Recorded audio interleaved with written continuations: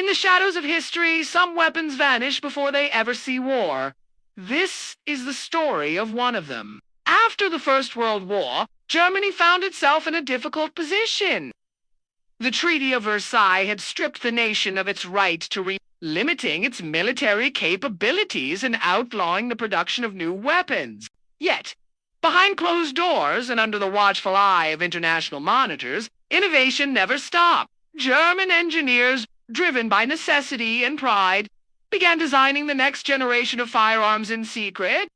Among them was a man named Heinrich Vollmer-Acquiet, determined inventor with a vision for a simpler, more efficient machine gun. Born out of this era of constraint and creativity was the VMG 1927, short for Vollmer-Maschinen. Vollmer's goal was ambitious. Create a light machine gun that required fewer parts, was easier to maintain, and could be mass-produced quickly. The result? A weapon with just 78 parts. By comparison, Germany's standard MGO 815 had nearly 400. This wasn't just engineering, it was revolution. Designed with simplicity in mind, the VMG featured a sleek, compact design. It had a shorter barrel, a wooden stock, and an innovative layout that made it ideal for mobile infantry units, but beneath its modest appearance lay a groundbreaking internal mechanism. At the heart of the VMG 1927 was a short recoil action, similar to what you might find in modern pistols and rifles. But Vollmer added a twist, literally. His design used a rotary locking bolt guided by helical grooves, cut directly into the receiver. This reduced the number of moving parts, enhanced reliability, and simplified production.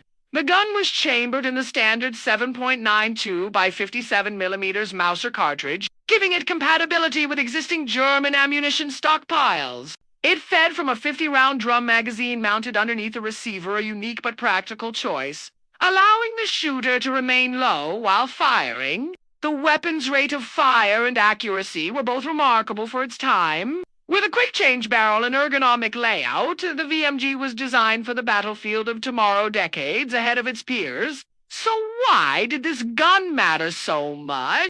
To understand its significance, we have to look at what came before it. The MGO 815 was a beast, bulky, heavy, and prone to overheating. Designed during the First World War, it was never meant for the kind of fast-paced, mobile warfare that would define future conflicts. Vollmer understood that.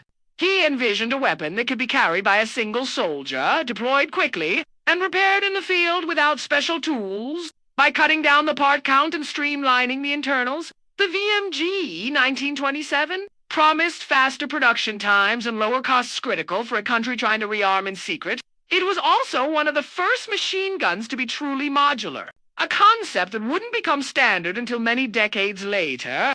Between 1926 and 1928, the VMG underwent a series of tests funded quietly by the Reichswehr, the limited German army allowed under the Treaty of Versailles. These trials showed promise. Soldiers praised its lightweight and ease of use. Engineers marveled at its simplicity. And military officials began to see it as a possible cornerstone of a future German arsenal. Vollmer secured a patent for the bolt mechanism in 1927 and continued refining the design into the early 1930s. This led to a new prototype, the Mauser-Vollmer 1931, or MV31, a slightly larger, more refined version with updated ergonomics and better performance. It seemed like the VMG's time had come, but then everything changed.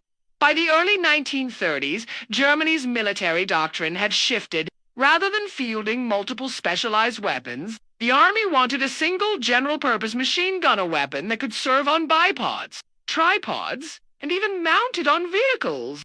The MG-34, developed in parallel by Rheinmetall and Mauser, was chosen as the new standard. Belt-fed, air-cooled, and capable of sustained fire. It was more flexible than the VMG. And while more complex to manufacture, its versatility won out. As a result, Vollmer's creation was quietly shelved. The VMG 1927 was never mass-produced. Only 2 examples were ever made. One is preserved in Koblenz, Germany. The other in the Military Museum of Prague. But the story doesn't end there. Heinrich Vollmer would go on to make a lasting mark on firearms history. He helped develop the MP-38 and MP-40 submachine guns, iconic weapons of the Second World War. His design philosophy, centered on efficiency, modularity, and simplicity, influenced generations of engineers. And though the VMG never saw combat, it laid the groundwork for future innovations in automatic weapon design. It was, in many ways, the right gun at the wrong time. The VMG, 1927 Germany's forgotten firepower, silent, rare, and far ahead of its time.